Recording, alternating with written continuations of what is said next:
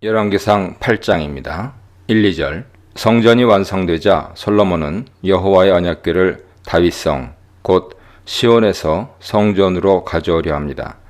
여기서 다윗성을 시온이라고 부르는데 이것은 다윗이 예루살렘을 점령할 때 시온 산성을 빼앗아 자신의 왕궁으로 삼았기 때문입니다.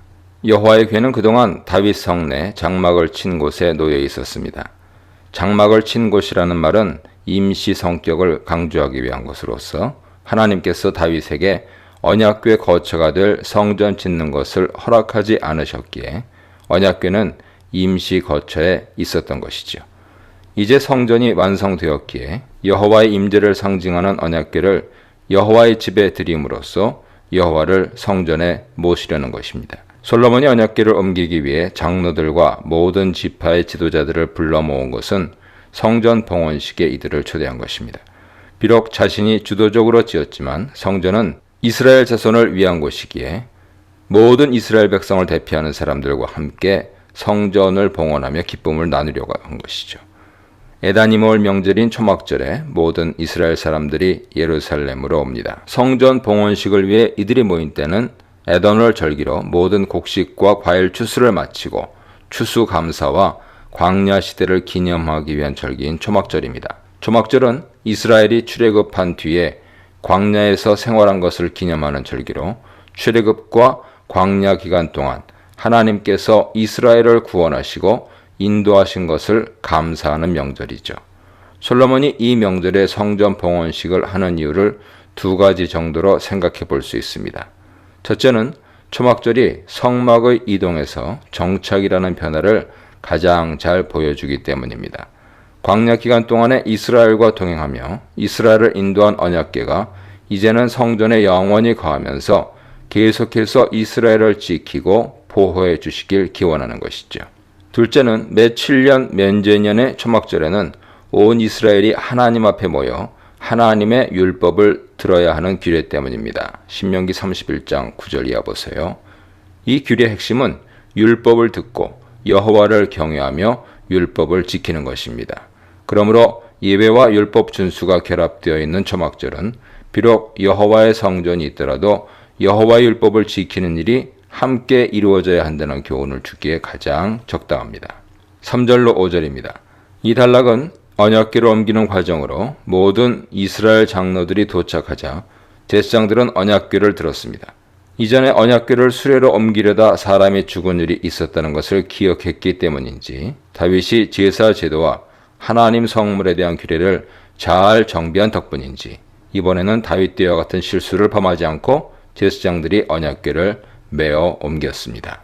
4절에서 보면 언약궤뿐만 아니라 모세 당시에 만들어서 현재까지 사용하고 있는 회막과 그 안에 있던 모든 거룩한 물건들을 옮겼습니다. 모든 물건들은 제사장과 레위인들이 메고 올라갔죠. 성막에 있던 모든 물건들은 광야 시대에 만들어진 것이기에 이동식으로 만들어져서 모든 기물에는 어깨에 매는 긴 봉이 달려 있습니다. 한 곳에 멈추어 있다가 다른 곳으로 이동할 때는 성막을 걷어 제사장과 레위인들이 성막과 기물들을 모두 메고 이동하였고 도착하면 다시 성막을 설치하고 그곳의 기물들을 다시 배열했습니다. 성막 봉헌식에서 성막의 모든 거룩한 물건들은 제사장과 레위인들만 만질 수 있다는 규정을 매우 착실하게 준수하고 있습니다. 5절은 언약궤를 옮기는 과정을 설명한 것으로 솔로몬과 이스라엘의 모든 회중은 언약궤 앞에 서서 셀 수 없이 많은 수의 양과 소로 제사를 드렸다고 합니다. 언제 어떻게 제사를 드렸는지에 대한 자세한 설명은 없죠. 사무엘하 6장 13절에서 언약궤를 맨 사람들이 6걸음 갔을 때 소와 살진 송아지로 제사를 드렸다는 것으로 볼 때 언약궤를 옮기기 전과 옮기는 중간중간 그리고 옮기고 난 후에 제사를 드렸을 것으로 생각됩니다. 이렇게 셀 수 없이 많은 제사를 드렸다는 것은 솔로몬뿐만 아니라 봉헌식에 참석한 많은 사람들이 제물을 가져와 여호와께 제사 드렸다는 것을 의미합니다.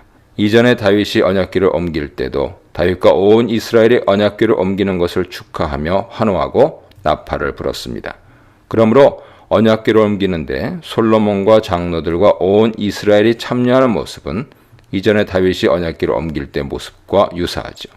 이런 유사함은 솔로몬이 다윗을 올바르게 계승하고 있음을 암시하고 있습니다. 6절로 9절입니다. 제사장들이 언약궤를 성전 가장 안쪽에 있는 지성소의 그룹 날개 아래까지 메고 들어가서 그 날개 아래 두었습니다. 7절은 언약궤가 놓인 상태에 대한 묘사로 이는 성소에서 지성소를 올려다 보았을 때 모습이죠. 지성소는 성소보다 5m 정도 높게 만들어졌기 때문에 아래인 성소에서 지성소를 보면 그룹 날개만 보입니다.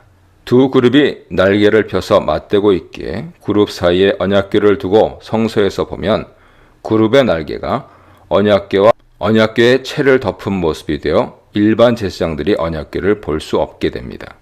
그런데 8절에서 보면 언약궤의 채는 길기 때문에 성소에서 볼 수 있다고 했습니다. 언약궤의 채가 밖으로 향하게 놓여 있었고 성소에서 볼 수 있을 정도로 상당히 길게 만들어졌다는 것을 알 수 있습니다. 하지만 성소 밖에서는 볼 수 없었다고 했는데 이것은 제사장까지만 볼 수 있고 일반 백성들은 볼 수 없었다는 의미입니다. 그 채가 오늘까지 그곳에 있다고 하는 것은 언약궤가 더 이상 이동할 필요가 없어 정착을 했지만 처음 만든 모양대로 보존했다는 뜻입니다. 언약궤 안에는 두 돌판만 있다고 설명합니다. 오경에서는 아론의 쌍난 지팡이, 만나를 담은 항아리가 같이 있었다고 언급됩니다. 민수기 17장 10절, 출애굽기 16장 33절 참조하세요. 그런데 열왕기 화자는 솔로몬 시대에는 두 돌판 외에 아무것도 없었다고 단언합니다. 여기서 시내산 언약 당시에 모세가 받은 돌판만 있다고 강조하는 것은 이스라엘은 하나님의 백성이 되고 하나님은 이스라엘의 하나님이 되시는 언약 관계가 핵심이라는 사실을 보여주기 위함이죠. 이스라엘이 성전을 짓고 많은 제물로 제사를 드려도 하나님께 불순종함으로 이 언약을 깨뜨리면 아무 소용이 없게 됩니다. 성전 건축 시 성소에 있던 모든 기구들은 새로 만들어 배치했는데 언약궤만 모세가 만든 것을 그대로 사용하고 있습니다. 이것은 현재 솔로몬이 지은 성전이 모세가 하나님 명령을 받아 지은 성막을 계승한 것이라는 사실을 강조하기 위한 것으로 바벨론 포로에서 돌아온 스룹바벨이 성전을 지은 후에 솔로몬 성전의 기물들을 가져다 놓은 것도 스룹바벨 성전이 솔로몬 성전의 계승이라는 것을 나타내기 위해서입니다. 10절에서 11절입니다. 제사장이 성소에서 나올 때라는 표현은 마지막으로 지성소에 언약궤를 놓고 나올 때를 의미하죠. 언약궤를 지성소에 두고 나오자 구름이 여호와의 성전에 가득했는데 얼마나 빽빽하게 많았는지 제사장이 구름 때문에 제대로 볼 수가 없어 성소 안의 직무 수행이 불가능할 지경이었습니다. 이 구름은 여호와의 영광을 상징하는 것으로 성전에 여호와의 영광이 가득했던 것이죠. 출애굽기 40장 34절 35절과 동일한 표현으로서 모세가 성막 만들기를 마쳤을 때도 여호와의 영광이 성막에 가득했습니다. 성전에 여호와의 영광이 가득했다는 것은 여호와께서 성전을 기쁘게 받으시고 그곳에 임재하시겠다는 상징이죠. 하나님께서는 모세가 지은 성막을 통해 광야 기간 동안 이스라엘과 함께 하셨던 것처럼 이제 솔로몬이 지은 성전에 임재하시고 그곳을 통해 이스라엘을 보호하고 인도하겠다고 약속하신 것입니다. 이제 하나님께서 임재하심으로 하나님의 집이 진정으로 완성되었습니다. 건물이 아무리 아름답게 지어졌어도 하나님께서 그곳에 계시지 않으면 아무 소용이 없는 것이죠. 이 문단에서는 언약궤를 운반하다, 온 백성이 함께하다, 언약궤를 안치하다에 대해 묵상해 보시기 바랍니다. 12, 13절입니다. 여호와의 영광이 성전에 가득하자 솔로몬은 여호와께 이 성전을 여호와를 위해 건축했으니 이곳을 영원한 집으로 삼아달라고 요청하며 성전을 하나님께 봉헌하는 말을 합니다. 이때 솔로몬은 여호와께서 캄캄한 데 계시겠다고 하셨다고 말하는데 이것은 출애굽기 20장 21절의 문구를 인용한 것으로 거기서는 백성은 멀리 서 있고 모세는 하나님이 계신 흑암으로 가까이 가니라 라고 표현하고 있습니다. 또한 신명기 4장 11절에서도 시내산에 하나님께서 임재하실 때 어둠과 구름과 흑암이 덮었다고 표현합니다. 이렇게 하나님께서는 이스라엘 백성들 앞에 나타나실 때 자신의 모습을 사람들이 보지 못하도록 흑암 속의 모습을 가리고 나타나십니다. 인간은 하나님 모습을 보는 순간 그 영광을 감당할 수 없어 죽기 때문이죠. 이런 것을 상징하기 위해서 성막에서 언약궤가 있던 지성소에는 빛이 완전히 차단되어 있었고 등대도 없었습니다. 그래서 여호와께서 캄캄한 데 계신다고 솔로몬이 이야기한 것은 하나님께서 어둠 속에서 모습을 드러내지 않으시고 인간들과 거리를 두셔야 할 정도로 거룩하고 인간이 범접하기 어렵고 두려운 분이라는 것을 잘 알고 있다는 의미입니다. 그렇더라도 이제는 여호와께서 계실 성전을 지었으니 이곳에 계셔 달라고 요청한 것이죠. 여기서 하나님의 거룩하심과 가까이 할 수 없는 특성과 그럼에도 불구하고 우리 가운데 계시며 우리와 함께 하시는 임재가 잘 드러나고 있습니다. 14, 15절입니다. 하나님께 성전을 봉헌한다고 선언한 후에 솔로몬은 성전 앞에 서 있는 이스라엘 회중을 축복하고 연설을 시작합니다. 솔로몬은 여호와께 대한 송축으로 연설을 시작하죠. 솔로몬이 여호와를 송축하는 이유는 하나님께서 다윗에게 말씀하신 것을 그의 손으로 이루셨기 때문입니다. 그의 손이란 구문을 사용하여 성전 건축이 인간인 자신의 의지와 능력으로 된 것이 아니라 하나님의 섭리와 도우심과 의지로 되었다는 것을 강조합니다. 하나님께서 다윗에게 말씀하시는 것은 16절로 21절에서 자세하게 언급됩니다. 이런 서론을 통해 솔로몬은 성전 건축이 하나님과 다윗의 약속의 성취라는 것을 강조하고 성전 건축의 모든 진행을 하나님께서 인도하셨다고 고백합니다. 16절로 19절입니다. 이 문단은 사무엘하 7장 다윗 언약을 기반으로 하고 있습니다. 솔로몬은 하나님께서 나단을 통해 다윗에게 주신 하나님 말씀을 느슨하게 인용하면서 다윗을 선택하신 것과 아들인 자신이 성전을 건축하게 된 이유를 설명합니다.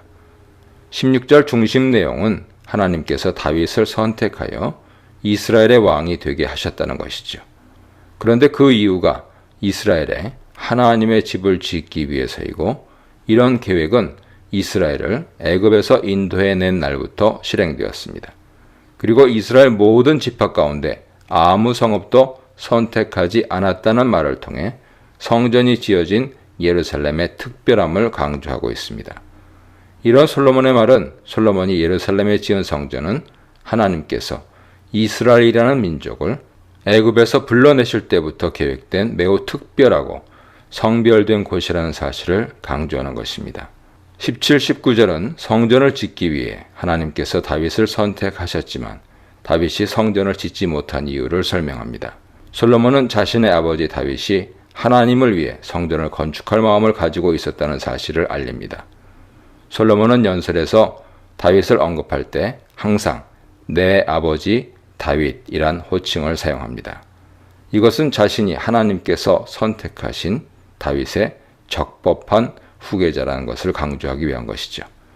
솔로몬은 다윗이 하나님의 성전을 건축할 마음이 있었고 그 사실을 여호와께서도 알고 계셨으며 그런 마음을 품은 것에 대해 매우 긍정적으로 생각하셨다고 말합니다.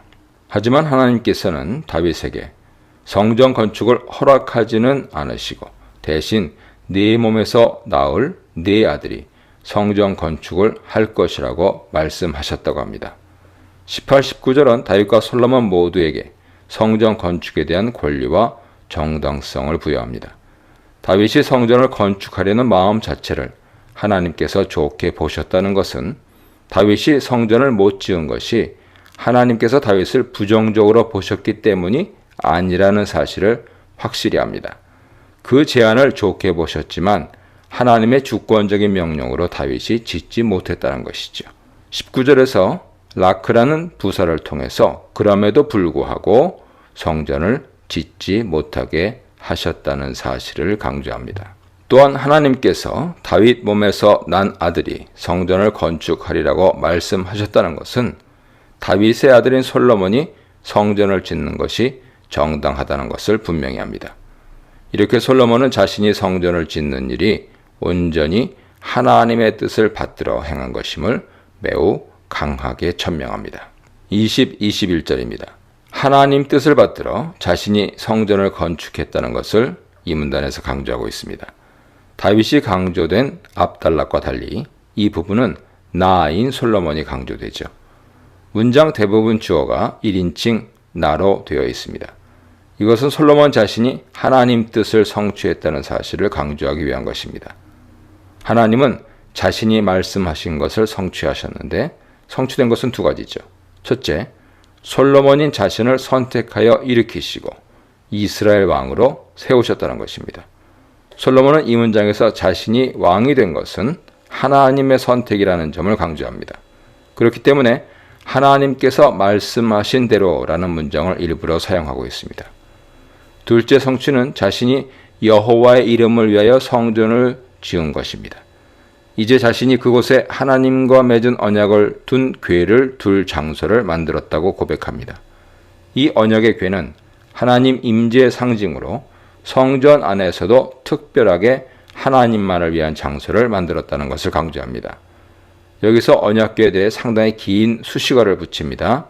우리 조상들을 애굽 땅에서 인도하여 내실 때에 그들과 세우신 바 여호와의 언약을 넣은 이라는 문장이 모두 궤를 꾸미는 말입니다. 이것은 이집트에서 종살이하던 이스라엘을 구원하시고 시내산에서 언약을 맺어 지금까지 보호하시고 인도하신 하나님을 다시 한번 기억하며 지금도 여전히 이스라엘과 다윗 왕조를 보호해 주시길 바라는 마음을 표현한 것이죠. 언약이란 말을 사용하여 이스라엘과 하나님은 여전히 백성과 하나님이라는 근본적인 관계라는 것을 기억나게 합니다. 아무리 왕궁이 멋지게 지어지고 왕정이 튼튼해져도 하나님께 대한 불순종으로 하나님과 이스라엘의 언약 관계가 깨지면 아무 소용이 없는 것입니다. 그러므로 성전 완성의 절정은 하나님과의 관계라는 것을 마지막에 언약궤를 언급함으로 잘 드러냅니다. 성전 완성을 통해 솔로몬은 자신이 하나님의 지지를 받는 다윗의 정당한 후계자라는 것을 더욱 공고히 했습니다. 이 문단에서는 성전의 구름으로 임재하신 하나님, 성전을 약속대로 친히 세우신 하나님, 성전으로 가둘 수 없는 자유의 하나님에 대해 묵상해 보시기 바랍니다. 열왕기상 8장 22절입니다. 솔로몬은 자신이 성전 건축한 것이 하나님의 계획하신 일이며 자신이 다윗의 적법한 후계자임을 천명한 후에 기도하기 시작합니다. 성전 마당에 놓인 여호와의 제단 앞에 서서 백성들과 마주한 상태에서 하늘을 향해 손을 펴고 기도합니다. 하늘을 향해 손을 펴는 행동은 하나님께서 하늘에 계시다고 생각하고 기도하는 전형적인 모습이며 이사야 1장 15절에서 그 예를 볼 수 있습니다. 23절로 26절입니다. 솔로몬의 기도 내용인데요. 그는 제일 먼저 하나님을 부르며 기도를 시작합니다. 이스라엘의 하나님 여호와에 대해 하나님의 유일하심과 탁월하심을 고백하죠. 위로 하늘과 아래로 땅에 주와 같은 신이 없다는 표현은 첫째, 하나님만이 신적 세계인 하늘과 인간 세계인 땅에서 유일한 신이라는 고백이죠. 고대는 다신 사회이기 때문에 이렇게 하나님만이 신이라는 고백은 이스라엘의 독특한 신앙입니다. 둘째로 이 표현은 주변 나라들이 자신들이 섬기는 우상도 신이라고 주장하는 것에 대해 서로 다른 신이 있다고 하더라도 그 신들과 비교할 수 없는 탁월하심을 가진 분이라 주장하는 것입니다. 그 다음으로는 언약과 은혜를 지속적으로 지키시는 분이라고 찬양합니다. 이것은 하나님의 신실하심에 대한 찬양으로 언약은 시내산에서 맺었던 이스라엘과 하나님 사이의 언약이고 은혜는 이스라엘이 부족함에도 불구하고 은혜롭고 자비하신 모습으로 이스라엘을 돌보시고 지키시는 모습을 의미하죠. 어미가 자식을 잊어도 하나님은 결코 이스라엘을 잊지 않겠다는 하나님 모습을 연상시킵니다. 하지만 아무에게나 이런 언약과 은혜를 베푸시는 것이 아니라 전심으로 하나님 앞에서 걷고 있는 사람들, 즉 하나님의 율법을 지키면서 하나님과 늘 동행하는 사람들에게 언약을 지키시는 분입니다. 하나님 앞을 떠난 자, 하나님 말씀대로 행하지 않고 딴 길로 가는 자는 그분의 종이 아니죠. 구원의 주도권과 우선권은 분명 하나님께 있습니다. 오직 은혜로 이스라엘을 선택하시고 그들을 애굽에서 구원하셔서 언약을 맺어 주셨습니다. 하지만 계속해서 언약을 유지하고 하나님 백성으로서 하나님의 보호하심과 은혜를 받기 위해서는 하나님 말씀에 대한 순종이 있어야 합니다. 솔로몬은 기도 처음 부분에서 하나님의 은혜와 신실하심을 언급하면서 이스라엘의 신실함도 같이 가야 한다고 분명히 지적합니다. 24절은 지금까지 하나님께서 다윗에게 약속하신 것을 지키시고 이루신 것에 대한 고백이죠. 앞서 백성들에게 이야기한 것을 보면 두 가지인데 다윗 아들이 왕위를 이은 것과 성전 건축을 완성한 것이 그것입니다. 이런 고백을 통해서 솔로몬은 하나님의 신실하심을 강조하고 있습니다. 그리고 이런 하나님의 신실하심을 바탕으로 솔로몬은 다윗의 후손들이 계속해서 이스라엘의 왕조에 오를 수 있기를 기원합니다. 즉 하나님께 다윗 왕조를 든든하게 세워달라고 기도한 것이죠. 이것은 사무엘하 7장에 나온 다윗 언약의 기반을 둔 기원으로 하나님께서 다윗에게 네 집과 네 나라가 영원히 보존될 것이고 네 왕위가 영원히 경고할 것이라고 약속하셨으므로 솔로몬은 하나님께서 다윗에게 약속하신 것을 꼭 지켜달라고 간청합니다. 우리도 솔로몬처럼 하나님의 신실하심에 기대어 기도하고 신뢰해야 합니다. 세상에서는 돈 있는 사람, 힘 있는 사람의 의도대로 일이 진행되는 것 같이 보여 때론 분노하고 좌절하고 불안하기도 하지요. 그러나 하나님은 나만의 하나님이 아니라 온 세상의 유일한 신이며 세상을 다스리시는 분입니다.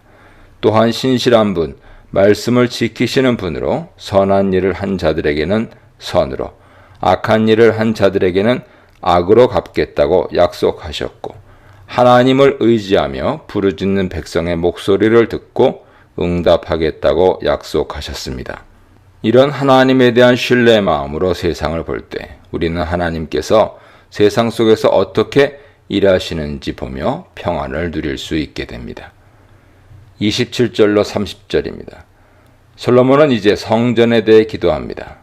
참으로 하나님께서 땅 위에 거하시겠습니까? 하는 표현은 수사 의문문으로 하나님께서 땅에 거하시는 것은 불가능하다는 것을 강조하기 위한 표현이죠.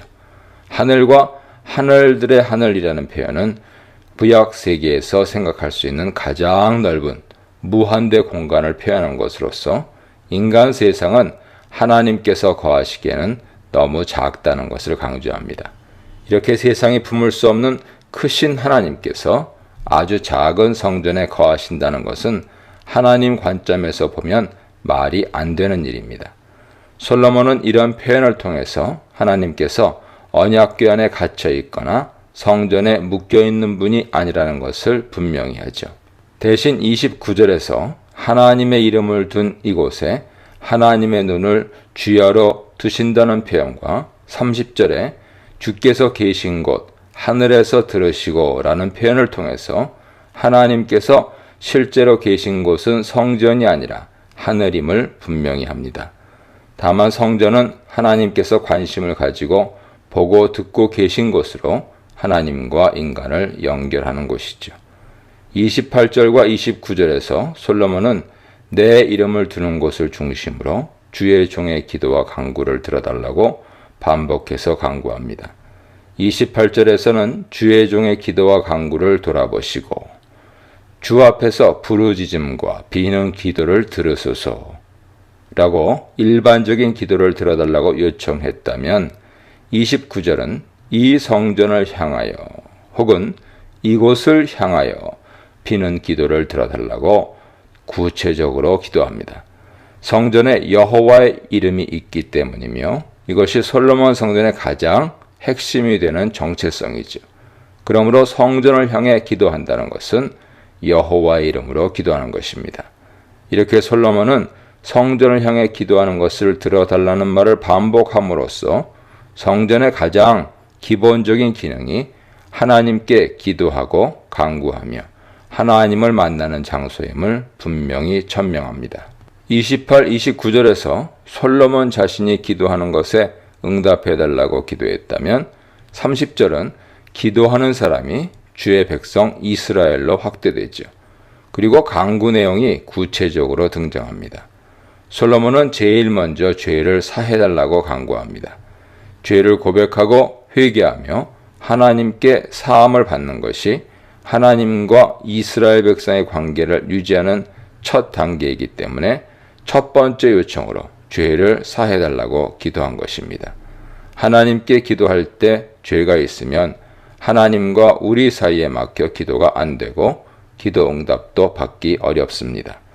그러므로 우리가 기도할 때 간구하기 전에 반드시 죄에 대한 회개의 기도를 해야 합니다. 31, 32절입니다.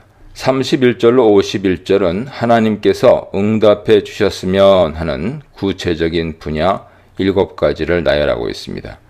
31, 32절은 첫 번째로 정의로운 심판에 대해서입니다.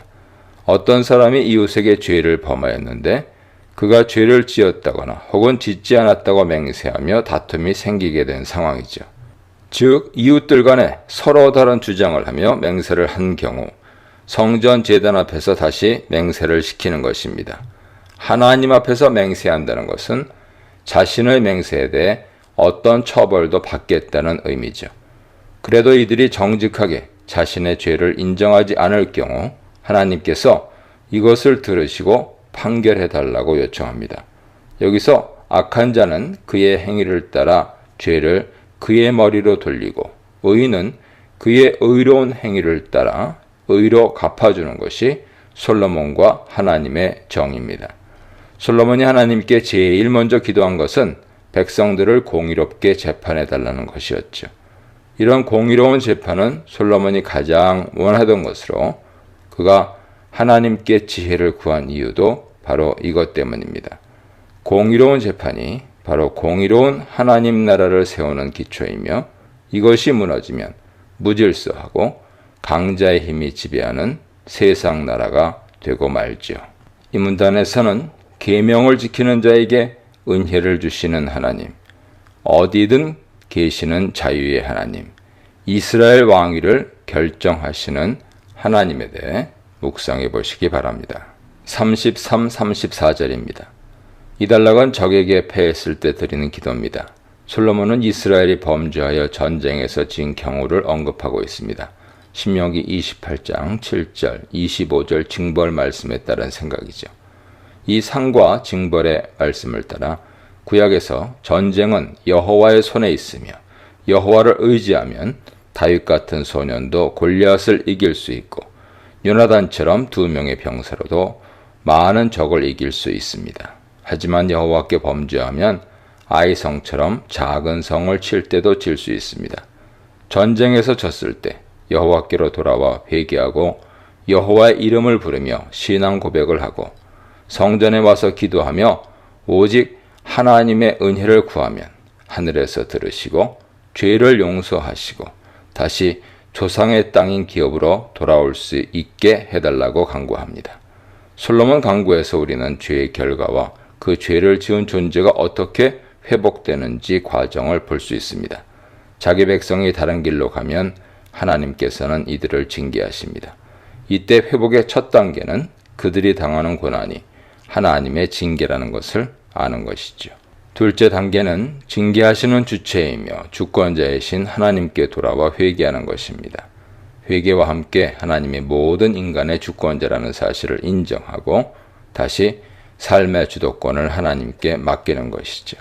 셋째 단계는 이 징계가 끝나면 회복시켜달라고 간절히 기도하고 하나님의 자비하심을 구하는 것입니다. 하나님의 용서와 회복 전에 우리의 돌이킴이 선행되어야 하지만 근본적으로 구원은 하나님의 은혜입니다.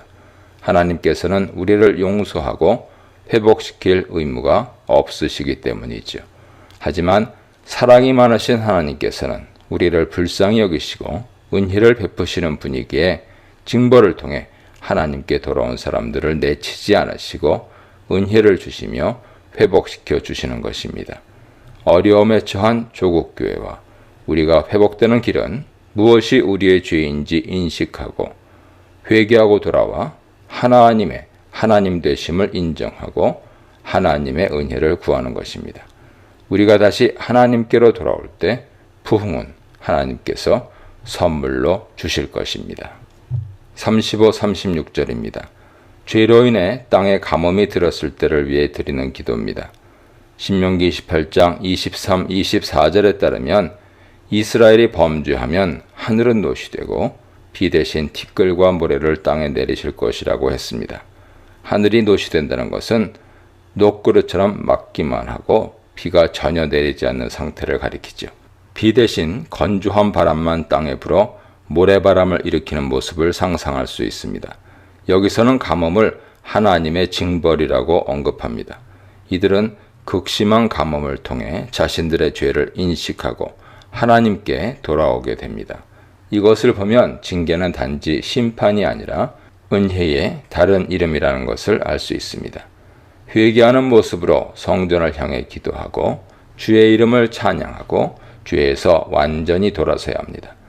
솔로몬이 이렇게 백성들이 회개하면 백성들의 죄를 사해 주시고 또한 행할 길을 가르쳐 달라고 요청합니다. 솔로몬은 바로 비를 내려달라고 요청하지 않습니다. 비도 중요하지만 다시 하나님 백성으로 하나님 말씀에 순종하며 사는 것이 더 중요하기 때문이죠. 우리는 이 부분을 자꾸 간과합니다. 경제도 중요하고 생존도 중요하지만 그것이 목적이 아니라 하나님 말씀대로 사랑과 정의를 행하며 살아갈 때 축복하시며 상을 주십니다. 예수님도 먼저 그의 나라와 의를 구하면 이 모든 것, 즉 먹고 사는 것은 주신다고 약속하셨습니다. 비로 상징되는 생존의 문제, 경제 문제도 경제 논리로 보아서는 안 되며 하나님의 정의와 사랑과 신앙 문제로 보아야 합니다. 37, 40절입니다. 두 번째와 세 번째 강구는 이스라엘의 공동체 강구인데 반해 네 번째 강구는 각종 재앙, 질병이 올 때 개인 혹은 집단이 어떻게 반응해야 할지를 말합니다. 공동체와 함께 개인이 언급된 것이 독특하죠. 여기서 언급된 재앙들은 기근과 곡식이 시들어가는 것, 깐부기, 메뚜기 재앙, 적의 공격, 질병, 전염병으로 둘째와 셋째 재앙을 포함해서 신명기 28장에 언급된 모든 징벌을 한 곳에 모아놓았습니다. 개인적으로, 집단적으로 만날 수 있는 대부분의 경우를 언급한 것이죠. 이런 재앙이 내릴 때 공동체나 각 개인들이 재앙이 하나님께로부터 온 것이라는 것을 깨닫고 성전을 향하여 기도하거나 자비를 구하면 하나님께서 기도를 들어달라고 왕은 요청하고 있는 것이죠. 하지만 여기서도 솔로몬은 하나님의 절대 주권과 공의를 침해하지 않습니다. 무조건 기도에 응답해달라고 말하지 않고 모든 사람의 마음을 아시는 하나님께서 그들의 행하시는 길을 따라서 응답해달라고 요청합니다. 이것은 32절과 동일한 의미로 그들의 악한 행동에 대해서는 징계로, 선한 행동에 대해서는 선함으로 갚아달라는 것입니다. 차이가 있다면 같은 징벌 상황에서 각각 개인에 따라 벌을 받을 자와 은혜를 받을 자를 나누어 달라고 구한 데 있습니다. 이것은 지도자나 많은 사람들의 잘못으로 하나님께서 징벌을 내리시더라도 선한 사람들과 하나님 말씀에 순종하는 사람들은 구별하셔서 이들은 구원하시고 복을 주시고 진정으로 회개한 자들에게는 은혜와 자비를 베풀어 달라는 의미죠. 실제로 누가 선하고 악한지, 누가 진정으로 회개했는지 인간은 완전하게 알 수 없습니다. 그렇기 때문에 솔로몬은 하나님의 절대 주권을 의지하여 기도를 올린 것입니다. 이런 솔로몬의 기도는 예언서에서 이스라엘의 악함으로 재앙이 내리더라도 의인은 믿음으로 살 것이라는 말씀과 일맥상통합니다.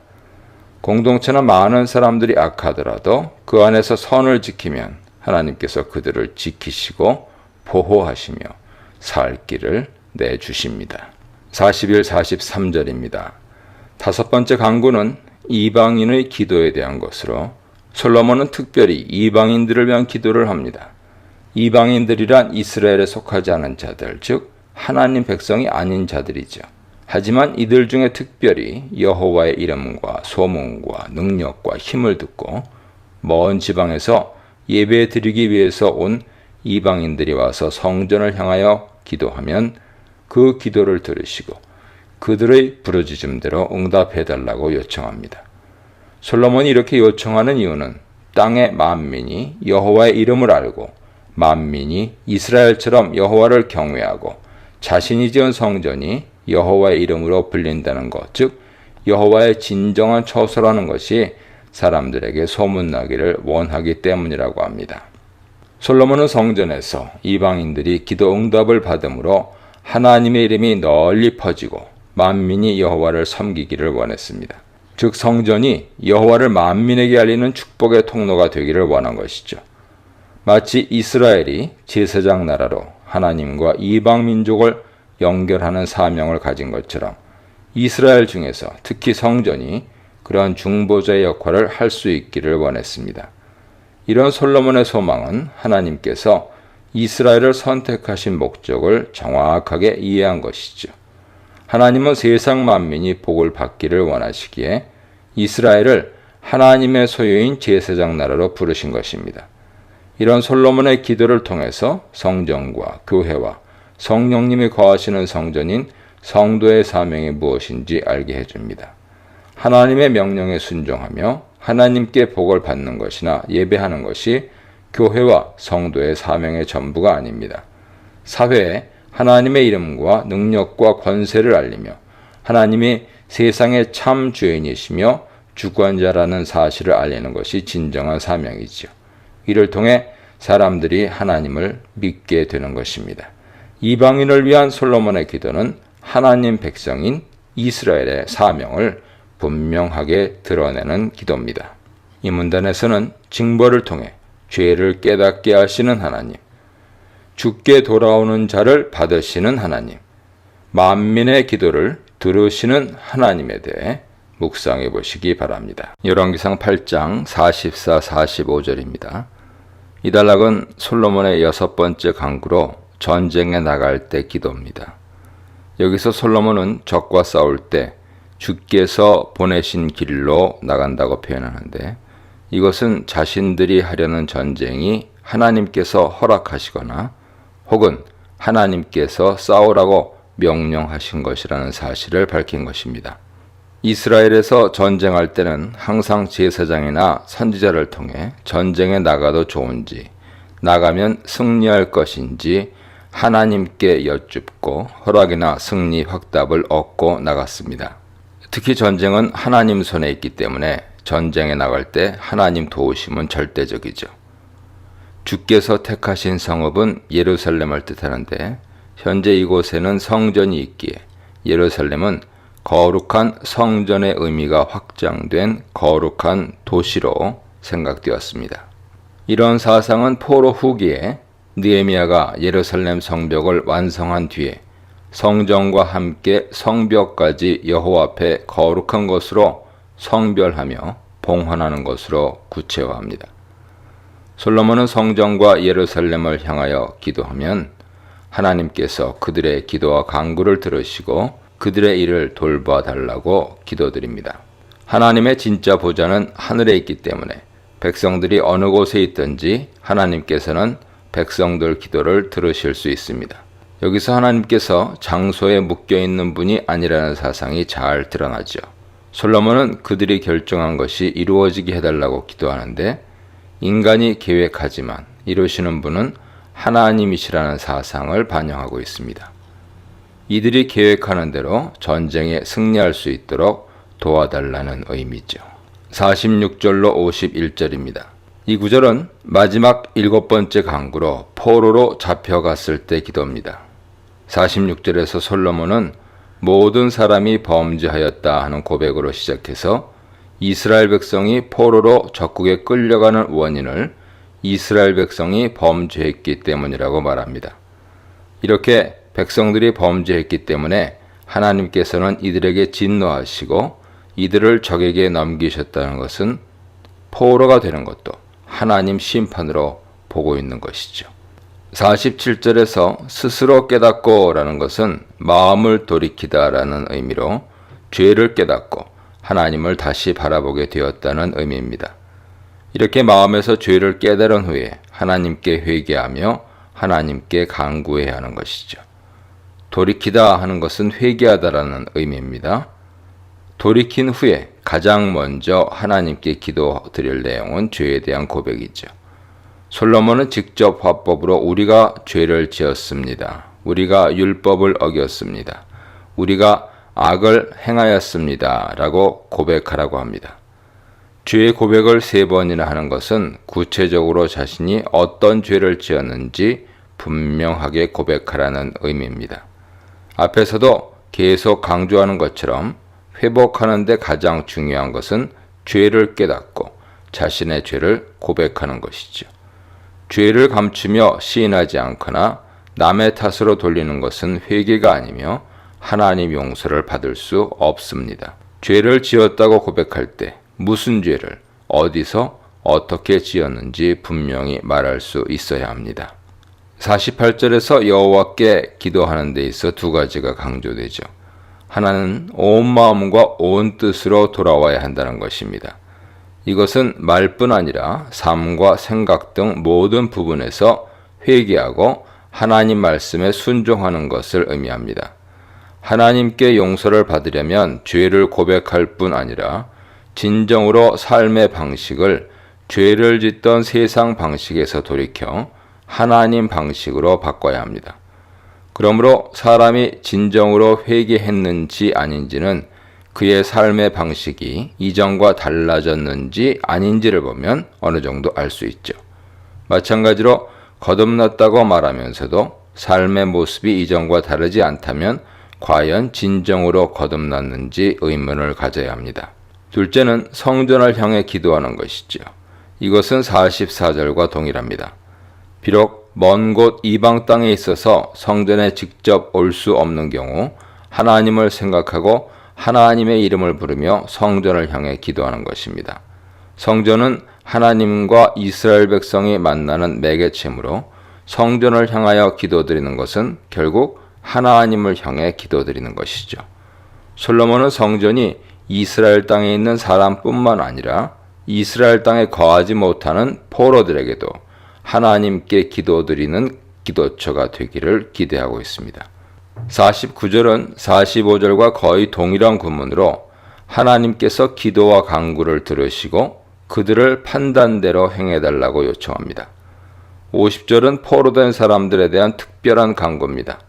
솔로몬은 이스라엘 자손을 당신의 백성이라고 표현하면서 죄를 용서해달라고 요청하죠. 당신의 백성이라는 표현은 출애굽기 32장에서 모세와 하나님께서 범죄한 이스라엘 백성에 대해 서로 당신의 백성이라고 하는 모습을 떠올리죠. 결국 하나님께서는 모세 중보 기도로 이스라엘 백성에게 긍휼을 베푸시고 모두 죽이겠다는 말을 거두십니다. 그때처럼 여기서도 솔로몬은 긍휼함이라는 표현을 사용합니다. 다만 하나님께서 직접 긍휼함을 베풀어 달라고 하지 못하고 그들을 사로잡아간 자들이 긍휼히 여길 수 있게 해달라고 요청합니다. 긍휼히 여기다 라는 말을 2번이나 반복하고 있죠. 여기서 솔로몬은 포로된 자들이 돌아오게 해달라고 기도하지는 않습니다. 솔로몬은 돌아오지 못하는 것을 전제로 돌아오지 못하고 포로된 곳에서 노예로 살아야 하는 사람들이 그곳 사람들에게서 긍휼을 얻어 잘 살 수 있게 해달라고 기도한 것이죠. 이것은 당시 일반적인 전쟁 상황을 배경으로 합니다. 고대 전쟁에서는 전쟁에서 지면 점령된 지역 사람들을 노예로 삼기 위해 포로로 끌고 가며 적군의 지역을 공격하여 포로된 사람들을 되찾아오기 전까지 이들은 고향으로 돌아오기 어렵습니다. 그렇기 때문에 솔로몬은 이스라엘로 돌아오지 못하는 이들을 위해서 특별히 그들이 있는 곳에서도 하나님의 이름을 부르는 자들은 여전히 하나님께서 특별히 구원하시고 자신의 소유로 삼으신 하나님의 백성이기 때문에 하나님의 도우심과 보호하심이 있기를 기도한 것이죠. 훗날 이스라엘이 바벨론 포로로 끌려갔을 때 다니엘은 솔로몬의 이 기도를 기반으로 예루살렘을 향하여 하루에 3번 여호와께 기도드렸습니다. 하나님께서는 그 기도에 응답하셔서 다니엘이 바벨론에서 긍휼함을 받게 하시고 그곳에서 총리가 되도록 은혜를 베푸셨습니다. 52, 53절입니다. 7가지 간구를 마친 솔로몬은 기도를 마무리합니다. 하나님의 눈을 열어 종과 백성들의 간구를 보아주시고 부르짖음을 들어달라고 요청합니다. 눈으로 보고 귀로 들어달라는 요청은 솔로몬이 기도를 시작한 28, 29절에서 이미 언급한 것을 다시 반복한 것입니다. 기도 맨 마지막에 자신들이 왜 하나님께 이런 요청을 할 수 있는 자격이 있는지 언급합니다. 그것은 하나님께서 애굽에서 구원하시며 시내산 언약에서 모세에게 말씀하신 것처럼 이스라엘 백성은 하나님이 만민 가운데서 특별히 구별하여 세우신 하나님의 기업이기 때문입니다. 이런 솔로몬의 고백은 출애굽기 19장 20장에 나온 시내산 언약을 배경으로 하고 있습니다. 솔로몬은 결론적으로 시내산 언약을 통해 이스라엘이 하나님의 소유라는 사실을 강조하며 기도를 마칩니다. 즉 솔로몬의 모든 기도의 근간은 이스라엘이 하나님의 언약 백성이라는 것이죠. 이처럼 우리도 하나님께 기도할 수 있는 근거는 우리가 하나님의 자녀이기 때문입니다. 이 문단에서는 전쟁의 주도권을 쥐고 계신 하나님, 어디서든 기도를 들으시는 하나님, 온 마음의 회개만을 받으시는 하나님에 대해 묵상해 보시기 바랍니다. 54절로 56절입니다. 하나님께 간구를 마친 솔로몬은 이제 백성들을 향해 축복하기 시작합니다. 54절에서 솔로몬의 기도하는 모습이 자세히 설명되는데 무릎을 꿇고 손을 하늘을 향하여 펴고 했다고 합니다. 이 모습은 22절과 조금 다른데 22절에서는 회중을 마주보고 하늘을 향하여 손을 펴고 했다고 묘사합니다. 둘을 합하여 보면 솔로몬은 회중을 마주보고 무릎을 꿇고 하늘을 향하여 손을 펴고 기도한 것이 되죠. 54절에서 22절과 다르게 무릎을 꿇었다는 사실을 언급한 것은 55절에서 서서 백성들을 축복했다는 사실과 대조하기 위한 것입니다. 여호와께 기도할 때는 겸손하게 무릎을 꿇었지만 백성들 앞에서는 왕의 위엄을 가지고 서서 축복한 것이죠. 솔로몬은 많은 백성들이 들을 수 있도록 큰 소리로 축복합니다. 축복은 복의 근원이 되시는 여호와께 대한 찬양으로 시작하는데 찬양의 이유는 여호와의 신실하심이죠. 솔로몬은 여호와께서 모세를 통해서 주신 좋은 약속들을 모두 이루셨다고 고백합니다. 이스라엘이 가나안 땅에 정착한 것을 모세를 통해 주신 약속의 성취라고 본 것이죠. 태평이라는 단어가 안식처, 즉 하나님께서 이스라엘에게 기업으로 주신 가나안 땅을 의미하기 때문입니다. 하나님께서 약속을 완전히 성취하셨다는 것을 강조하기 위해 하나님께서 하신 말씀이 하나도 떨어지지 않았다고 표현합니다. 솔로몬이 하나님의 신실하심을 강조한 이유는 이 신실함에 기대어 하나님께 축복을 달라고 간구하기 위해서입니다. 57절로 60절입니다. 축복 내용으로서 첫째는 하나님께서 우리와 함께 해달라는 것입니다. 솔로몬은 하나님께서 조상들과 함께 계셨던 것처럼 현재 우리와 함께 하시고 떠나지 말고 버리지 말아달라고 요청합니다. 이스라엘이 출애굽한 것과 가나안 땅을 차지한 것과 다윗 왕정이 세워진 모든 것이 하나님께서 함께 하시며 도와주셨기 때문이라는 것을 분명히 고백하며 앞으로도 계속해서 하나님이 자신들과 함께 해달라고 간절히 요청합니다. 떠나지 마십시오, 버리지 마십시오 라고 비슷한 말을 반복적으로 사용하여 솔로몬의 간절함을 강조하고 있습니다. 둘째는 하나님께서 원하시는 길을 걸을 수 있도록 그리고 하나님께서 명령하신 계명과 법도와 율례를 지킬 수 있도록 백성들의 마음을 붙잡아 달라고 요청합니다. 이스라엘 백성들이 하나님 방법대로 살며 하나님의 율법을 지킬 수 있는 가장 근본적인 힘은 하나님의 임재를 경험하는 것이기 때문에 하나님의 은혜와 도우심이 있어야 이스라엘 백성들이 하나님의 율법대로 살 수 있는 것이죠. 이렇게 하나님 말씀에 순종하는 것도 하나님의 은혜와 도우심이 있어야 하므로 우리는 우리의 연약한 부분을 하나님께 이야기하며 날마다 도와주시고 동행해달라고 기도해야 합니다. 세 번째 축복은 자신이 하나님께 간구한 말들이 항상 하나님 가까이에 있기 원하는 것이죠. 가까이 있다는 것은 하나님께서 솔로몬의 말에 항상 귀 기울이시고 응답해 주시길 원한다는 의미입니다. 네 번째 축복은 날마다 일상 속에서 하나님의 정의가 실현되기를 기원하였는데 이것은 하나님께서 우리 삶의 소소한 영역까지도 다스리시고 보호해 주시길 바란 것입니다.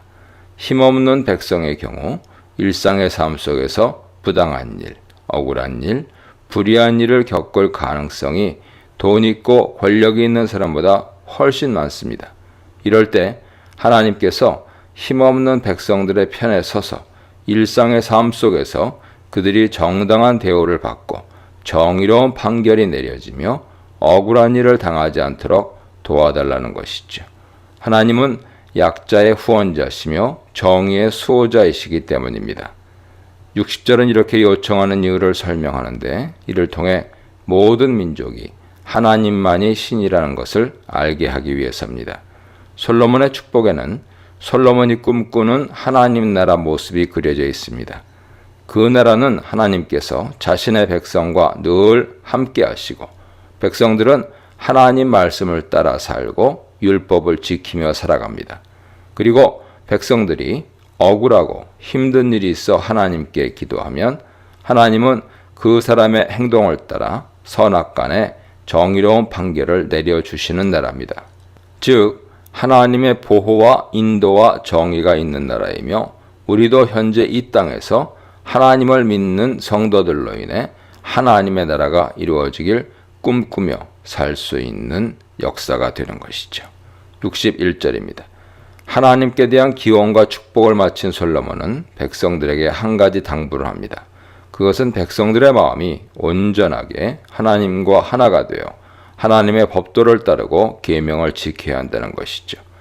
여기서 하나님의 율법을 지키는 것과 하나님과 한 마음이 되는 것은 분리되지 않습니다. 하나님과 함께하는 것은 하나님의 율법을 지키고 계명을 따라 살아가는 것입니다. 하나님과 함께 한다고 하면서 하나님 말씀에 순종하지 않고 자신의 마음대로 살고 범죄하며 사는 것은 거짓 신앙입니다. 하나님의 언약 백성으로 사는 것에는 분명히 하나님의 계명과 말씀을 따라 살겠다는 서약도 같이 들어가는 것이죠. 솔로몬과 구약은 입으로 신앙을 고백하는 것과 삶으로 하나님의 계명을 따라 사는 것을 절대 분리하지 않습니다. 62절로 66절입니다. 기도와 축복이 끝난 후 솔로몬은 14일 동안 여호와 성전을 봉헌하며 축하합니다. 신년 축제 7일과 초막절 7일 모두 14일 동안 축제를 열어 매우 특별하게 성전 봉헌식을 했습니다. 63절에서 솔로몬은 화목제를 드렸다고 하는데 화목제는 감사제와 서원제와 자원제로 분류되므로 성전 건설에 대한 감사를 표현하는데 적절한 제사입니다. 또한 화목제는 잡은 짐승의 내장과 지방은 하나님께 태워드리고 짐승의 앞다리와 가슴살은 제사장 몫으로 드리고 나머지는 제사를 드린 사람이 이웃들과 나누어 먹는 제사입니다.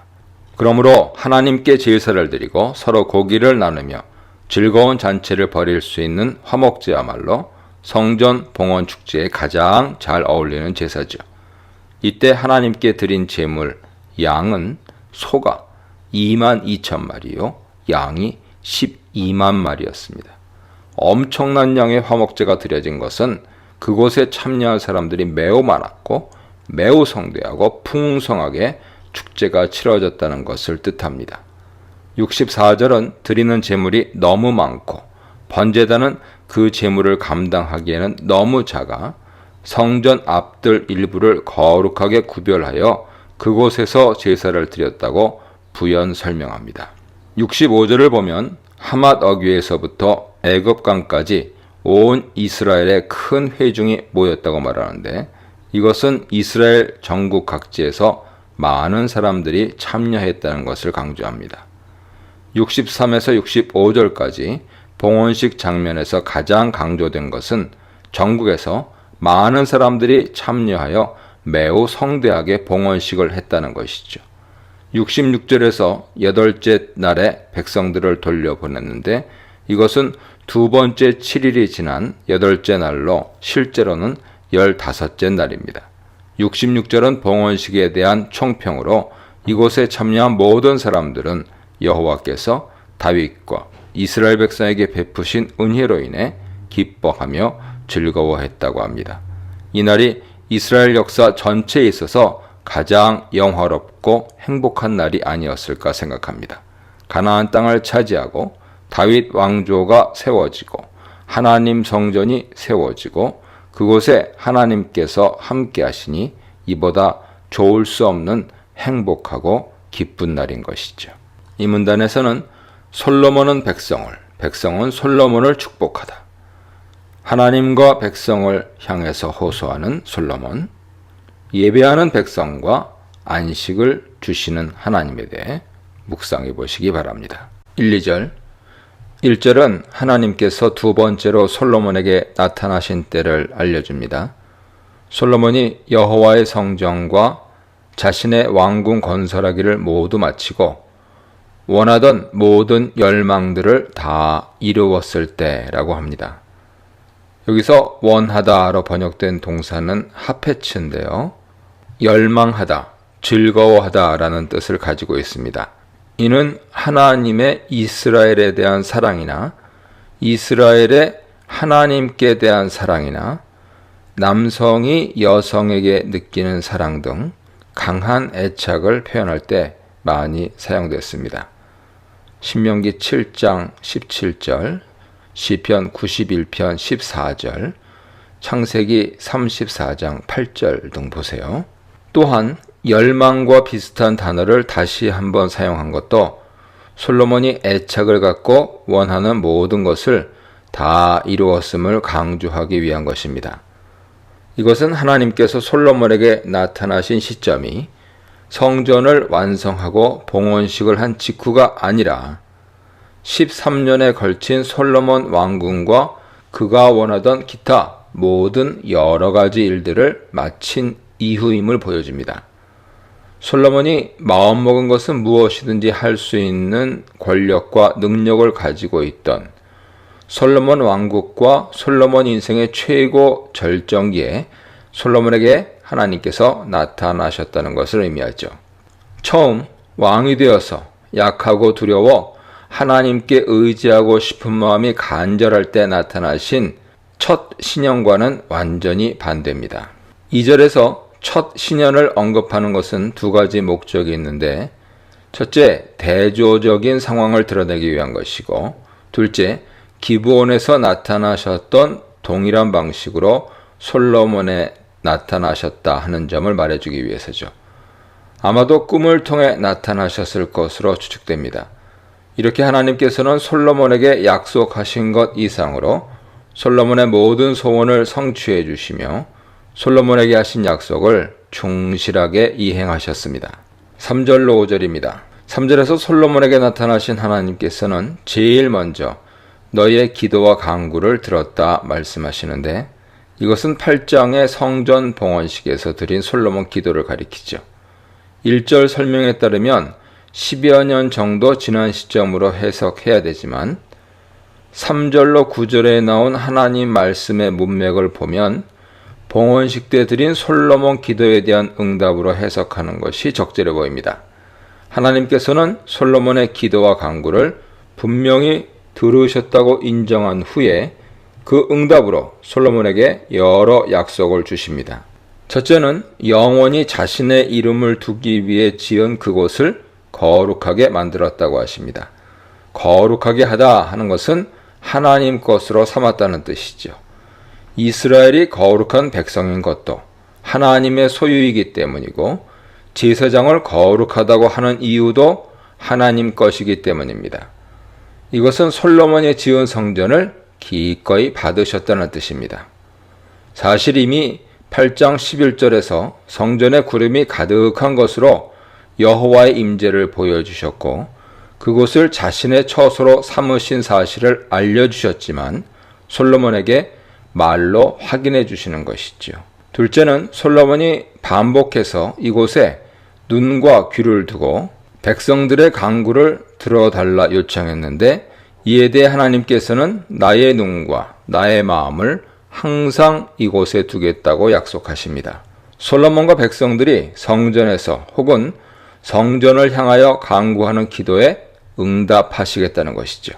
셋째는 다윗에게 약속하신 대로 다윗 왕권을 영원히 견고하게 하시겠다는 약속입니다. 이것은 사무엘하 7장에서 하신 왕조 언약을 다시 반복한 것으로 다윗에게 주신 약속을 솔로몬에게 다시 하신 것이죠.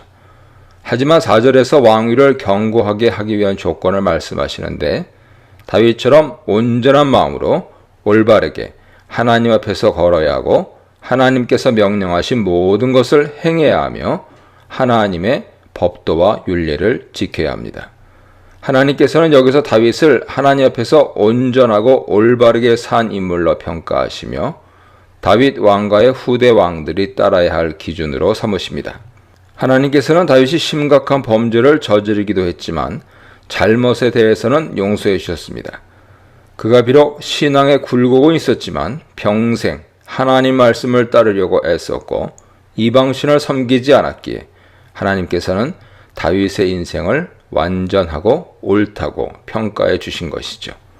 이것은 객관적으로 완전해서가 아니라 하나님의 은혜와 자비의 눈으로 다윗을 봐주셨기 때문에 가능한 평가입니다. 객관적으로 하나님 앞에서 완전하고 의로운 인생은 없습니다.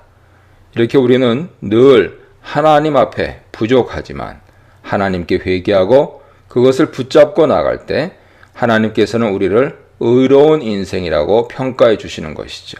4절, 5절 약속은 사무엘하 7장 12절로 16절 다윗 언약과 좀 다릅니다.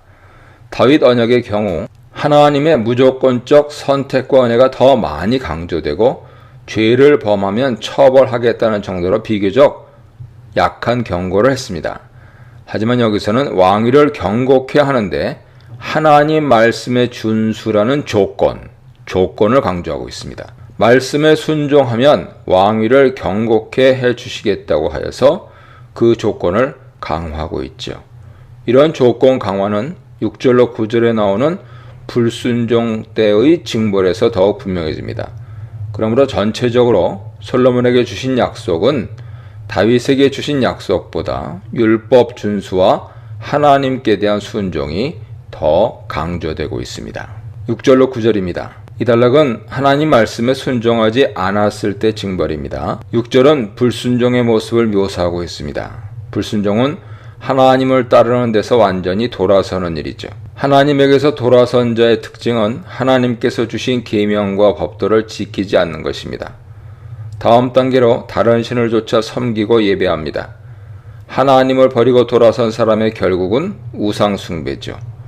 우리 가운데 종종 하나님 말씀을 지키지 않고 거짓말하고 간음하고 불법을 자행하고 이웃을 배척하고 무시하면서도 자신은 하나님을 따른다고 말하는 사람들이 있습니다. 하지만 하나님 관점에서 그런 행동은 이미 하나님을 떠난 자의 행동이며 하나님을 삶의 기준으로 삼지 않고 다른 것을 삶의 기준으로 삼고 사는 우상 숭배자일 뿐이죠. 7절은 이런 자들에게 주는 징벌로 그들에게 주신 가나안 땅에서 그들을 끊어버리겠다고 하십니다. 가나안 땅을 주신 분도 여호와이시기 때문에 얼마든지 하나님께서는 그 땅에서 이스라엘 백성을 쫓아내실 권리와 능력이 있습니다. 7절로 9절 징벌의 핵심은 지금 솔로몬이 바친 성전의 파괴죠. 만일 하나님 말씀에 순종하지 않으면 성전도 던져버릴 것이라고 경고하십니다. 하나님께서 거룩하게 하셨던 것이 모든 민족들의 비방거리가 되도록 하겠다고 하십니다. 8절은 이런 비방거리의 구체적인 예로 사람들이 지나가면서 높은 곳에 있는 성전이 너무 황폐하게 된 것을 보고 놀라고 서로 수군거리며 여호와께서 이 나라와 이 성전에 무슨 일을 행하셨느냐고 질문하면 다른 사람이 그들이 자신들을 애굽 땅에서 구원하신 여호와를 버리고 다른 신을 섬겼기에 여호와께서 이런 재앙을 내리셨다고 대답할 것이라 합니다. 이스라엘의 멸망은 결코 외부의 적 때문이 아니라 여호와를 따르지 않고 이방신을 섬긴 내부의 죄 때문에 온다는 뜻입니다. 하나님께서 성전을 던져버리는 행동은 이스라엘이 하나님을 던져버린 것에 대한 대응적인 행동입니다. 하나님을 따르지 않으면 성전 따위가 아무런 소용이 없다는 것을 분명히 보여주죠. 성전이 그들을 구원하고 보호해 주는 것이 아니라 여호와만이 지키고 보호해 주신다는 것입니다. 그러므로 성전이 있다고 자만하지 말고 여호와의 말씀을 지키는 것이 가장 중요하니 본질적인 부분을 잊지 말라는 무서운 경고를 하십니다. 이 문단에서는 다시 찾아오신 하나님, 약속 준수를 다짐하시는 하나님, 약속 준수를 요구하시는 하나님에 대해 묵상해 보시기 바랍니다. 10절로 14절입니다. 솔로몬 성전과 왕궁을 20년 만에 완성한 후에 솔로몬은 히람에게 성전과 왕궁과 기타 성읍들을 건설하는 데 필요한 목재와 금을 제공한 대가로 갈릴리 땅에 성읍 20곳을 줍니다. 갈릴리 지역은 히람이 다스리는 두로와 가까운 경계 지역으로서 솔로몬은 히람과 좋은 관계를 유지하기 위해 두로 경계에 있는 성읍들을 두로에게 양도한 것이죠. 영토와 성을 교환하는 것은 메소포타미아와 이집트의 왕실 기록, 조약, 연보에서 발견할 수 있는 당시 관습입니다. 하지만 히람은 솔로몬이 준 성읍을 보고 그다지 즐거워하지 않았습니다. 그래서 20개 성읍이 있는 지역을 가불 땅, 즉 아무것도 아닌 땅, 무가치한 땅이라고 이름을 붙였습니다. 히람은 비록 땅이 마음에 들지 않았지만 솔로몬에게 금 120달란트를 주고 땅에 대한 거래를 마칩니다. 여기서 솔로몬과 히람의 관계가 드러나는데 히람이 솔로몬을 섬기는 봉신이라는 것을 알 수 있죠. 히람이 바친 120달란트는 대략 4톤에 해당하는 막대한 금액으로 당장 솔로몬 왕국 재정에는 상당히 도움이 되었을 것입니다. 하지만 솔로몬이 가나안 땅 일부를 이방 사람인 히람에게 주었다는 것은 하나님께서 주신 땅의 지계표를 함부로 움직이지 말라는 신명기 명령을 어긴 것이기에 긍정적으로 볼 수는 없습니다. 그다지 쓸모없는 땅을 막대한 금을 받고 파는 것이 금전적으로 그리고 히람과의 관계라는 면에서 더 이익이 될 수 있을지는 모르지만 하나님께서 주신 기업을 함부로 남의 손에 넘기는 것은 땅을 선물로 받은 언약 백성이 해선 안 되는 내용이죠. 19절입니다. 15절은 솔로몬이 일으킨 건축 사업을 나열하고 있습니다. 여호와의 성전과 솔로몬 왕궁과 밀로와 예루살렘 성과 하솔과 무깃도와 게셀을 건축했습니다. 밀로는 성전과 솔로몬 왕궁을 지은 곳을 떠받치는 기둥과 벽을 말합니다. 당시에는 대를 만들고 그 위에 성전과 왕궁을 짓는 방식이 주로 사용되었습니다. 하솔과 무깃도와 게셀은 북쪽과 남쪽을 잇는 경제적으로 군사적으로 매우 중요한 해변길의 길목에 있는 도시들로서 세 도시를 지은 것은 중요 도로를 지키기 위해서죠. 하솔은 갈릴리 호수 북쪽과 홀레 평야 서남쪽에 위치하며 갈릴리 지역에서 가장 중요한 요새 도시입니다. 해변길의 북쪽 중요 통로로 가나안 시대 이전부터 매우 일찍 발전했고 가나안 정복 시에도 가장 마지막에 이스라엘에게 점령당한 곳이기도 합니다. 하솔 건설은 북쪽 방어를 튼튼히 했다는 의미를 갖죠. 무깃도는 이스라엘 계곡과 연결된 내륙 통로와 해안길이 연결되는 부근에 위치하면서 군사적으로 매우 중요한 지역입니다. 게셀은 해변길과 예루살렘을 지나가는 왕의 대로를 연결하는 내륙길에 위치하며 원래는 블레셋 사람 손에 있었지만 애굽의 바로가 쳐들어와 성을 빼앗아 자신의 딸이자 솔로몬의 아내에게 준 성읍이죠. 솔로몬은 애굽과의 전쟁으로 불탄 성읍을 재건한 것입니다. 벳호론은 게셀과 같은 내륙길에 있으며 아얄론 골짜기의 맨 위편과 기브온 사이에 위치한 도시로 애굽이 이 도시를 침략하여 아래 벳호론을 불태웠기 때문에 솔로몬은 이 도시도 중건하여 요새로 만들었습니다. 게셀과 벳호론을 요새화한 것은 해안 쪽에서 올라오는 공격을 막기 위해서죠. 발랏은 블레셋 지역의 해변에 위치하며 이 성읍도 해안 평야에서 예루살렘으로 올라오는 길을 막기 위한 도시입니다. 다드몰은 사해 서쪽과 브엘세바 동쪽 사이에 있으며 해변 항구에서 아랏으로 가는 길을 수비하기 위한 요새로 이스라엘 남쪽 요새입니다. 솔로몬은 전략적으로 중요한 지역에 성을 건축하고 요새화하여 이스라엘 수비를 강화했습니다. 이뿐 아니라 19절에서 솔로몬은 국고성과 병거성과 마병의 성을 건축했다고 소개합니다. 국고성은 솔로몬 제사안이나 곡식, 왕가에서 사용하는 물품들과 전쟁 시 사용할 군량미를 저장하는 창고가 있는 성읍입니다.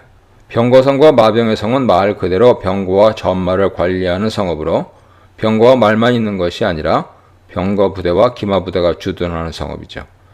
19절에서 솔로몬이 그가 다스리는 온 땅에 건축하고자 하는 것은 다 건축했다 말하는데, 나라의 국방을 든든히 하기 위해 성벽을 쌓고 요새를 만들고 병거와 마병을 많이 두고 군량미와 재물을 많이 비축했다는 의미입니다. 이런 솔로몬의 행동은 정치적으로나 경제적인 면에서 보면 나라를 강하게 만들고 부유하게 만들었다고 긍정적으로 평가할 수 있지만, 신앙적인 면에서 보면 은금을 많이 두지 말고 말을 많이 두지 말라는 신명기 17장 16, 17절 말씀을 어긴 행위입니다. 이런 모습을 통해 솔로몬의 성공이 솔로몬의 신앙을 점점 약하게 만들고 있다 하는 것을 발견하게 됩니다. 20절로 23절입니다. 솔로몬은 성전과 왕궁과 성읍들을 건설하는 일에 이스라엘 사람이 아닌 가나안 사람들 중에 남은 사람들을 노예로 사용했습니다. 남아있는 민족 명단은 아모리 사람, 헷 사람, 브리스 사람, 히윗 사람, 여부스 사람들로, 이들 남은 사람들은 이스라엘 자손이 다 멸하지 못한 사람들이죠.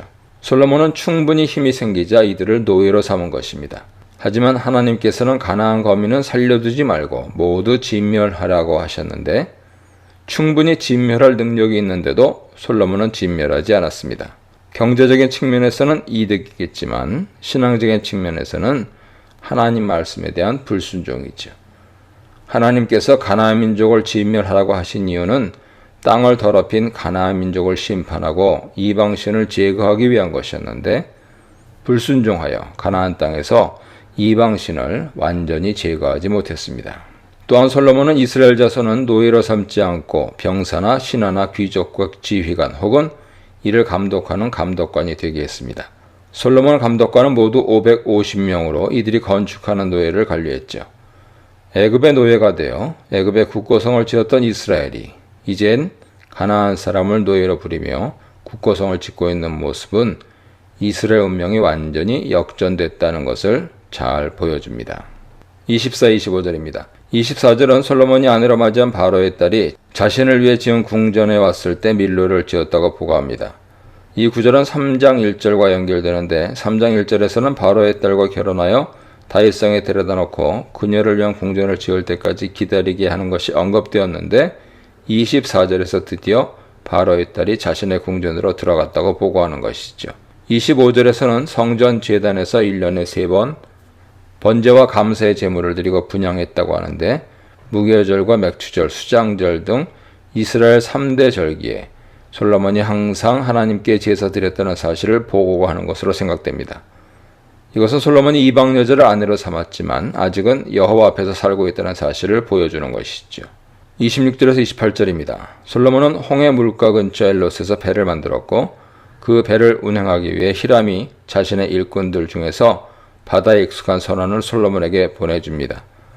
이 배는 오빌이라는 곳에서 금을 실어나르며 금이나 다른 물건들을 사고파는 무역업을 했습니다. 솔로몬의 영향력이 가나안 땅을 넘어 배를 통해 인근 지역과 먼 지역까지 뻗어나가고 있다는 것을 알 수 있습니다.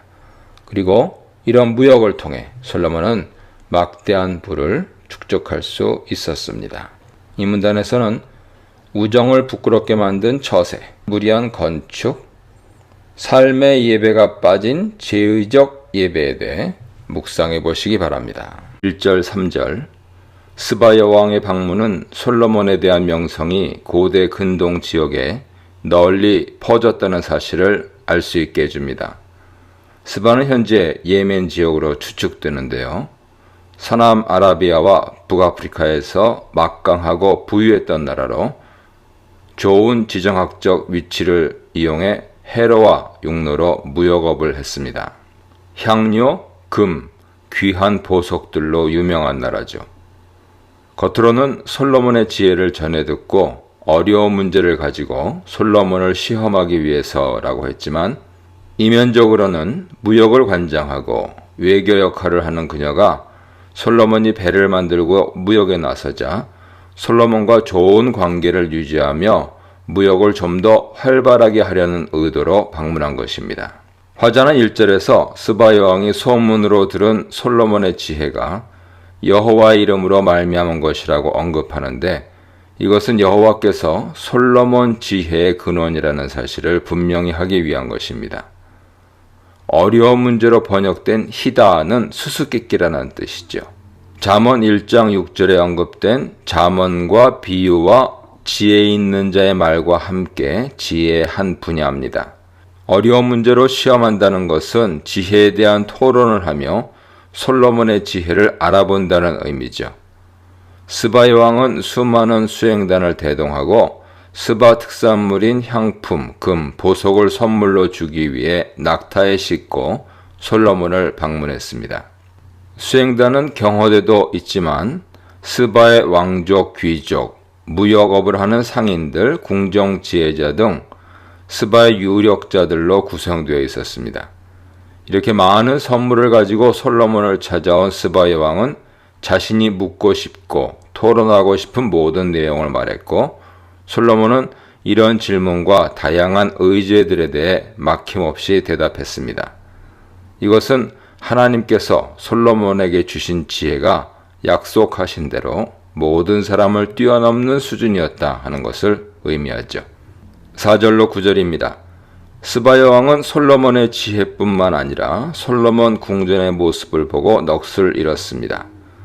왕궁의 화려하고 아름다운 모습과 격조 있고 풍성한 식탁과 그 식탁에서 먹는 많은 신하들과 지혜롭고 훈련이 잘된 시종들의 모습과 신하들과 시종들이 입고 있는 단정하고 아름다운 관복, 술을 바치는 술관원의 충성스럽고 조예 깊은 모습들, 여호와의 성전으로 올라가는 높고 아름다운 석조 계단을 보면서 정신을 잃을 정도로 감탄했습니다. 스바도 무역업이 발달하고 부유한 나라이기 때문에 그녀도 화려한 모습에 익숙했을 것입니다. 이런 스바 여왕이 솔로몬 왕궁의 모습을 보고 넋을 잃었다는 것은 솔로몬의 지혜와 결합된 왕궁의 풍성함, 화려함, 절도 등이 단순히 부유한 것과는 다른 차원의 모습을 보여주었다는 것을 의미하죠.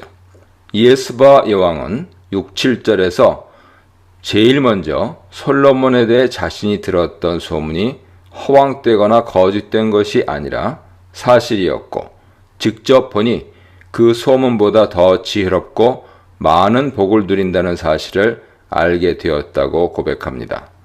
일반적으로 소문은 부풀려지기 마련인데 솔로몬의 경우는 소문이 실제 지혜를 못 따라간다고 극찬한 것이죠. 8절에서 솔로몬의 백성들과 신하들을 복되다고 칭송하는데 그 이유는 항상 솔로몬의 앞에서 지혜를 들으며 서 있기 때문이라고 합니다. 그녀의 이런 칭송은 솔로몬이 처음 하나님께 지혜를 달라고 요청한 목적과 잘 맞습니다.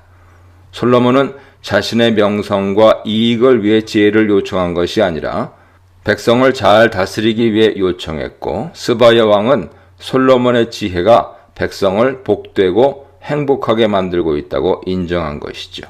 스바 여왕은 마지막으로 여호와를 칭송합니다. 솔로몬을 왕으로 선택하고 왕위에 올리신 분이 여호와라고 칭송하며 이렇게 지혜로운 왕을 세우신 이유는 하나님께서 이스라엘 백성을 사랑하시기 때문이라고 합니다. 즉 왕의 존재 목적은 이스라엘을 정의와 공의로 다스리기 위한 것이라고 말하는 것이죠. 스바 여왕이 비록 이방인이지만 그녀는 하나님께서 솔로몬에게 지혜를 주신 이유가 백성들을 행복하게 하고 공의와 정의를 세우기 위해서라는 사실을 분명하게 알고 있었던 것입니다. 이것은 과거 이스라엘에만 해당되는 것이 아닙니다. 하나님께서 각 나라와 교회의 지도자를 세우시는 이유는 그들이 하나님의 정의와 공의를 행하여 나라를 질서 있게 하고 하나님의 사랑을 행하여 연약한 백성들도 모두 행복하게 살게 하기 위해서입니다. 정의와 공의와 사랑을 행하지 못하는 지도자는 하나님께서 기뻐하는 지도자가 아니며 버림받게 되죠. 후에 솔로몬과 이스라엘 지도자들은 하나님 뜻을 버리고 자기 이익을 위해 이방신을 섬기고 불의하게 권력을 함부로 남용하여 심판받았습니다. 솔로몬의 지혜로 말미암아 주변 나라들의 여호와의 이름이 널리 알려지고 여호와께서 칭송받게 되었습니다. 여호와께 영광을 돌리는 방법은 결국 하나님께서 주신 선물과 은혜를 가지고 주변에 좋은 소문이 나게 하는 것이죠. 10절로 13절입니다. 솔로몬과 여호와를 칭송한 스바야 왕은 가져온 선물을 솔로몬에게 전달합니다. 스바야 왕이 솔로몬에게 준 금은 120달란트로 9장 14절에서 히람이 20개 성읍을 얻은 대가로 솔로몬에게 보낸 금의 양과 같죠. 히람과 비교할 때 솔로몬에게 선물치고는 막대한 양의 금을 준 것입니다. 스바야 왕은 금 외에도 스바 특산물인 향품과 보석을 주었는데 향품에 대해 화자는 스바야 왕이 솔로몬에게 준 것처럼 많은 향품이 이스라엘에 다시는 들어오지 않겠다고 부연 설명하여서 스바야 왕이 타의 추정을 불허할 만한 양의 향품을 주었다는 것을 강조합니다. 고대 사회에서 향신료는 매우 귀하고 비싼 물품으로 금만큼이나 비쌌습니다. 이렇게 솔로몬의 지혜는 결국 솔로몬의 부의 원천이 되었고 하나님께서 솔로몬에게 약속하신 부가 지혜를 통해 성취되고 있다는 것을 알 수 있습니다. 11, 12절은 오빌에서 들어온 백단목에 대한 설명입니다. 이것은 스바야 왕과 선물을 주고받는 상황 속에 삽입되어 있습니다. 백단목은 기본적으로 인도가 원산지인 상록 향기가 나는 나무로 가운데 심 부분에서 강한 향기가 나서 향 재료로 많이 쓰였습니다. 그런데 솔로몬은 이 나무로 예루살렘 성전과 왕궁 난간을 만들고 수금과 비파를 만들었다고 기록하고 있는데 그래서 대부분의 학자들은 이 나무가 백단목이 아니고 자단목, 인도 자생 자단목이라고 봅니다. 이 나무는 붉은 빛이 도는 갈색 나무로 나뭇결이 고와 악기나 고급 가구 재료로 많이 사용되었죠. 솔로몬은 히람의 배를 이용한 무역으로 멀리 인도와도 교역하며 귀한 나무들을 수입해왔다는 사실을 알리고 있습니다. 이것은 스바야 왕이 돌아간 후에 스바와 교역을 활발하게 했다는 것과 스바야 왕이 솔로몬에게 준 금과 향품이 솔로몬과 좋은 관계를 형성했다는 것을 간접적으로 알려주죠. 화자는 향품과 마찬가지로 여기서도 솔로몬이 들여온 백단목 품질이 이전에도 이후에도 보지 못한 최상의 것이었다고 칭송함으로써 솔로몬의 부와 화려함이 이스라엘 역사상 최고였다는 사실을 강조합니다. 솔로몬은 스바야 왕에게 답례로 왕의 규례대로 선물을 주었을 뿐만 아니라 그녀가 원하는 것은 모두 주었다고 말함으로써 솔로몬도 스바야 왕에게 매우 후한 대접을 해 주었음을 암시합니다. 결국 스바야 왕은 솔로몬의 지혜와 부를 눈으로 보고 그 근원 되시는 하나님을 찬양하는 증인 역할을 했습니다. 이 문단에서는 명성이 자자한 솔로몬의 지혜, 세상의 원리를 드러내는 실제적인 지혜, 하나님의 영광을 드러내는 지혜에 대해 묵상해 보시기 바랍니다. 열왕기상 10장 14절로 17절입니다. 솔로몬이 수입으로 얻는 금에 대한 설명으로 세금으로 거둬들인 금이 666달란트입니다. 원문에는 매년이란 말이 없지만 아마 매년 걷는 금의 양일 것입니다. 666달란트는 20톤가량 되는 어마어마한 양이죠. 이뿐 아니라 무역하는 상인들에게서 교역세를 받았고 아라비아 왕들이나 고관들에게서 공물을 받았습니다. 솔로몬은 이렇게 많은 금을 가지고 방패를 만들었습니다. 황금 방패는 기본적으로 의전용 혹은 장식용이죠. 금을 얇게 펴서 씌우거나 다른 금속과 합금해서 200개 큰 방패를 만들었습니다. 방패 하나당 600세겔의 금을 사용했습니다. 한 세겔이 대략 10g으로 볼 때 방패 하나당 6kg 금이 사용된 것이죠. 큰 방패는 중무장한 보병이 사용하는 직사각형 방패입니다. 금으로 만든 작은 방패도 300개를 만들었는데 작은 방패 하나에는 금 3만회를 사용했습니다. 1만회는 50세겔이므로 작은 방패는 150세겔, 곧 1.5kg 금이 사용되었죠. 작은 방패는 보병이나 장교들이 사용하는 가볍고 둥근 관역처럼 생긴 방패입니다. 이 금 방패들을 레바논 나무궁에 장식용으로 두었습니다. 그러므로 금방패는 솔로몬의 부귀와 위엄을 과시하기 위해 만든 것으로 볼 수 있죠. 후에 이 금방패들은 시삭이 예루살렘을 약탈할 때 다 빼앗아가고 르호보암은 놋방패를 만들어 금방패를 대신한다고 열왕기상 14장 25절 이하에서 기록하고 있습니다. 금방패에서 놋방패로 바뀌는 것은 솔로몬 시대 부귀와 영화가 사라지고 있음을 의미하죠. 이렇게 솔로몬은 세금과 곡물로 받은 재물을 자신의 부와 영광을 과시하는 데 사용했습니다. 18절로 22절입니다. 18절에서 20절은 솔로몬이 사용한 보좌에 대한 설명으로 구약에서 여호와의 성정 기물을 제외하고 어떤 물건에 대해 자세히 설명한 것은 솔로몬 보좌가 거의 유일합니다. 솔로몬 보좌는 상하 보좌로 나무로 기본 틀을 만들고 상하로 보좌 전체를 감싼 뒤에 그 위에 순금을 입혔을 것으로 생각됩니다. 상하와 순금으로 만들어진 보좌는 호화로울 뿐 아니라 크기와 규모도 크죠. 보좌에는 6개의 계단이 있다고 하는데 솔로몬이 앉는 자리가 6째 계단 위에 높은 곳에 위치한다는 의미죠. 보좌 뒤에는 둥근 머리가 있는데 이것은 보좌 등받이가 둥근 모양으로 되었다는 의미죠. 보좌의 양쪽 팔걸이 옆에는 사자가 한 마리씩 놓여 있고 12개의 사자가 6개의 계단 양쪽에 하나씩 놓여 있습니다. 고대 근동의 다른 보좌들과 달리 6개의 계단을 만든 것은 솔로몬의 막강한 권세를 과시하기 위한 것으로 생각됩니다. 힘과 권위의 상징인 사자를 보좌 주위에 장식한 것은 고대 근동의 다른 왕실 관습을 따른 것이죠. 일부 학자들은 사자가 유다 지파 상징이기 때문에 사자 장식을 했다 보기도 합니다. 화자는 어느 나라에도 솔로몬의 보좌와 같이 만든 것이 없었다고 평가합니다. 이렇게 솔로몬의 보좌는 자신의 영광과 권세를 과시하기 위해 다른 나라들 것보다 크고 높게 화려하게 만들어졌을 것입니다. 21절은 솔로몬 궁의 물건들에 대한 설명으로 솔로몬이 마시는 그릇, 즉 잔들도 모두 금으로 만들었다고 합니다. 금잔은 화려함과 사치의 상징이죠.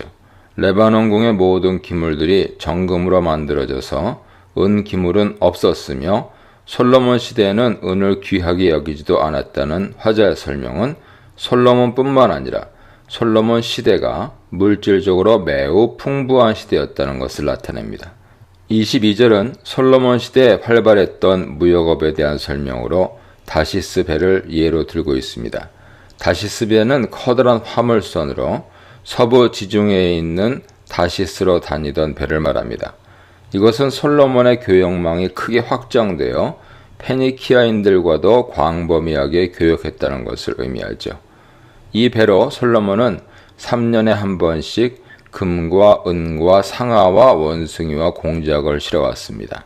상아, 원숭이, 공작 등은 솔로몬 교역이 아라비아뿐 아니라 아프리카까지 확장되었다는 것을 보여주고 이는 부유함뿐만 아니고 영향력이 고대 근동을 넘어 다른 지역까지 확장되었다는 것을 의미합니다. 23절로 25절입니다. 23절은 솔로몬의 지혜와 부에 대한 요약으로 화자는 당시 솔로몬의 재산과 지혜가 세상 왕들 중에서 가장 컸다고 칭송합니다. 이는 하나님께서 솔로몬에게 지혜와 부를 주시겠다는 약속을 분명히 성취하셨음을 강조하기 위한 것이죠. 24절은 지혜에 대한 설명으로 세상 사람들이 솔로몬의 지혜를 듣고 솔로몬의 얼굴을 보기 원했다고 합니다. 여기서 솔로몬의 지혜는 하나님께서 주신 것임을 분명히 밝힘으로써 지혜의 근원이 여호와라는 구약 사상을 이어가죠. 25절은 사람들이 지혜를 들으러 오면서 많은 예물을 가지고 왔다고 말하여 부의 원천이 여호와의 지혜인 것을 분명히 하고 있습니다. 솔로몬이 받은 예물들은 은그릇, 금그릇, 의복, 갑옷, 향품, 말, 노새 등 다양하죠. 이렇게 많고 다양한 예물을 해마다 받았습니다. 이것은 솔로몬 평생 동안 그의 명성이 식지 않았고 부유함도 지속되었다는 것을 나타내죠. 26절로 29절입니다. 솔로몬은 재물만 많이 쌓아둔 것이 아니라 병거와 마병도 모았습니다. 모았다는 것은 그가 자신의 부를 이용해서 말과 병거를 사들였음을 의미하죠. 그가 모은 병거의 수는 1400대이고 마병은 12,000명입니다. 병거와 마병들을 위해 병거성도 만들었고 예루살렘에도 병거와 마병을 주둔시켰습니다. 가나안 점령 시 가나안 왕 야빈이 가지고 있던 900승보다 훨씬 많습니다. 27절은 특별히 수도인 예루살렘의 부유함을 언급하는데 은을 돌같이 만들었고 백향목을 평지 뽕나무처럼 만들었다고 합니다. 솔로몬의 부유함으로 인해 수도 예루살렘도 호화롭고 부유한 장소가 되었으며 이런 수도를 지키기 위해 병거와 마병을 예루살렘에도 두었습니다. 28절에서 말과 병거를 애굽에서 사왔다고 말하는 것은 애굽과 우호적으로 많은 교역을 했음을 뜻합니다. 애굽의 병거를 두려워하던 이스라엘이 이젠 애굽 병거를 사들이는 나라로 변했습니다. 29절 마지막에 햇사람과 아람 왕들에게 병거와 말을 팔기도 했다는 것은 병거와 말을 통해 돈까지 벌었다는 뜻이죠. 이렇게 솔로몬은 지혜와 재물과 군사력까지 갖추며 역사상 가장 부강한 이스라엘을 만들었습니다. 하지만 솔로몬의 재물과 군사력을 긍정적으로만 볼 수 없습니다. 신명기 17장 16절 이하에서 왕에게 금지한 2가지를 어겼기 때문이죠. 솔로몬이 애굽에서 병거와 마병을 산 것은 병마를 많이 얻으려고 그 백성을 애굽으로 돌아가게 하지 말라는 말씀을 어긴 것이고, 왕궁과 재물이 많은 것은 자기를 위하여 은금을 많이 쌓지 말라는 말씀을 어긴 것입니다. 하나님께서 자신을 위해 호화로운 왕궁을 짓고 사치스러운 생활을 하고 군사력을 증강하라고 솔로몬에게 많은 재물을 주신 것이 아닙니다. 백성들이 편안하고 풍족하고 행복하게 살도록 하는데 사용하라고 주신 것이죠. 개인 솔로몬에게 주신 것이 아니라 왕인 솔로몬에게 주신 지혜와 부인데, 솔로몬은 자기 명성을 드러내고 부를 쌓고 자기 재물들을 지키는 병력을 증강하는 데 사용했습니다. 그러므로 하나님께서 솔로몬에게 약속으로 주신 지혜와 부를 사용하는 데 있어서 하나님 말씀을 따라야 했지만 바로 이 지점에서 그는 실패한 것이죠. 이 문단에서는 지나친 부와 겸손한 지혜는 양립할 수 없는가? 인간의 영광과 하나님 영광은 양립할 수 없는가? 불순종한 자의 번영이 하나님의 축복이 될 수 있는가에 대해 묵상해 보시기 바랍니다.